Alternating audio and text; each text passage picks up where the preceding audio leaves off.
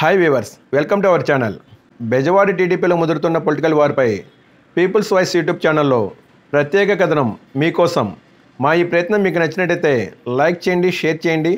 ముందుగా మా ఈ ఛానల్ని చూసినట్టయితే సబ్స్క్రైబ్ చేయండి. ఇక వివరాల్లోకి వెళ్తే, విజయవాడ సెంట్రల్ సీట్ విషయంలో వంగవీటి వర్సెస్ ఉమా వర్గీయుల మధ్య సోషల్ మీడియా వేదికగా వార్ నడుస్తుంది. వంగవీటి రాధాను టీడీపీ నమ్మడం లేదంటూ 3 రోజుల క్రితం సోషల్ మీడియాలో పోస్టులు వైరల్గా మారాయి. ఇదంతా ఉమా వర్గీయుల పని అంటూ రాధా వర్గం ఆగ్రహం వ్యక్తం చేస్తుంది. ఇప్పుడు రాధా వర్గం బోండా ఉమా వర్గాన్ని టార్గెట్ చేస్తూ కౌంటర్ ఇస్తుంది. తాజాగా ఉమా టార్గెట్గా సోషల్ మీడియాలో కౌంటర్గా పోస్టులు మొదలయ్యాయి.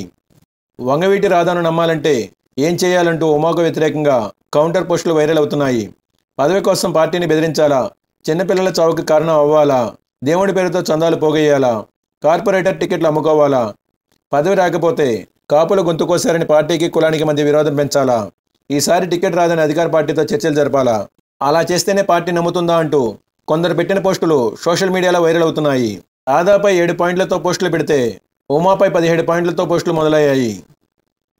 రాధా వర్గమే ఇదంతా చేస్తున్నట్టు ఉమా వర్గం భావిస్తుంది. విజయవాడ సెంట్రల్ సీటు కోసం రాధా ఉమా వర్గాల మధ్య కోల్డ్ వార్తో రాజకీయం ఒక్కసారిగా హీటెక్కింది. ఎన్నికలు సమీపిస్తున్న వేళ ఉమా రాధా వర్గాల కోల్డ్ వార్తో రాజకీయం రసవత్తరంగా మారినట్టు రాజకీయ వర్గాల్లో చర్చ నడుస్తుంది.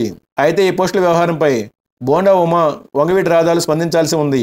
ఇక వచ్చే ఎన్నికల్లో తనకు టీడీపీ తరపున సీటు ఖాయమని దేవినేని ఉమా ధీమాతో ఉన్నారు. ఇప్పుడు వంగవీటి రాధా కూడా సెంట్రల్ నియోజకవర్గం నుంచి పోటీ చేస్తారని ప్రచారం జరుగుతుంది. ఈ క్రమంలో సోషల్ మీడియాలో 2 వర్గాల మధ్య వారు ముదురుతుంది. మరి టీడీపీ అధిష్టానం ఈ వర్గపోరుకు ఎలా చెక్ పెడుతుంది?